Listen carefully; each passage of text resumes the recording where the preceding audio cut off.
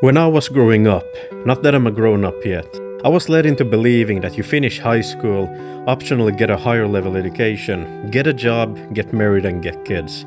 You just get a hold of everyday life and that's it.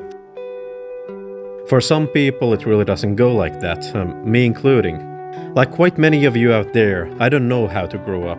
I still feel like a 10-year-old child that gets super excited when introduced to a new toy, and this has driven me on new paths ever since. I had gotten an education and a stable workplace with which more than plenty of people would have been happy. I could have settled down and start building my life on the foundation I had laid down. During my high school years, there was a small spark inside of me. I don't know if it was fear of failure or what, but I didn't give oxygen to that spark. That spark was to get into med school. I got an education in a field that personally interested me and was permanently hired.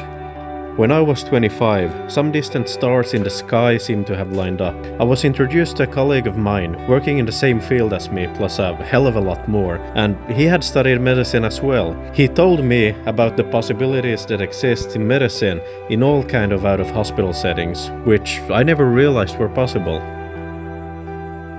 What now happened inside of me is that the spark I had suppressed years earlier suddenly burst into a flame. I wanted to get into medicine.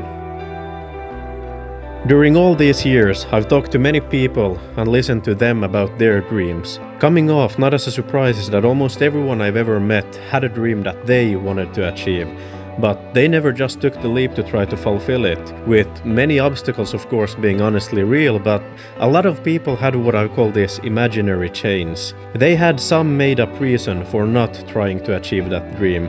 They just didn't want to keep themselves responsible for the decision of what they do, or in this case, what they didn't do. It's always easier to blame the cat than it is to come to face with that you're the one to blame. I knew that I had to keep myself responsible for my life. I realized my chains holding me in place were mostly imaginary. I was, and at this moment still currently am, in the same relationship as when I left home, to which I am still grateful. This was the only thing that could have held me away, but I instead decided to take that insane leap into the unknown, into 6 years of long-distance relationship.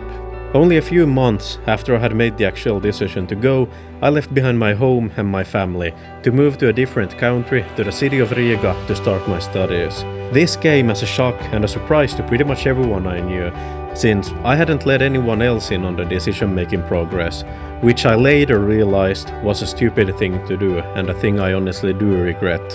Letting in other people's opinions on your decision-making is showing respect to them. I figured that I hadn't given them the respect they had earned.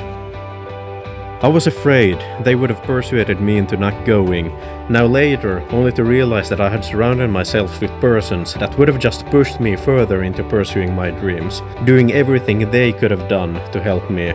But at that time I didn't know it and I didn't want to risk it. Now I've started my 4th year of studies, out of the 6 years that's the length of med school in Europe. Time-wise, I'm halfway there, but I can't say that half of the work is done, since the further the education gets, the higher the responsibility, and in a way, it gets tougher. And I'm not hiding the fact that studying medicine has been a very tough challenge for me. The journey this far has been a bit crazy. At times, feel like navigating a sailboat through a stony coastline during intense fog or a severe storm, but the ship is now heading back home. As of currently, I have 2 years left in Riga and the final year of studies should be practical work in our home countries. And at this time, I'm only hoping I can make another story in 2 years when I'm moving home, back to my family. But until then, carry on.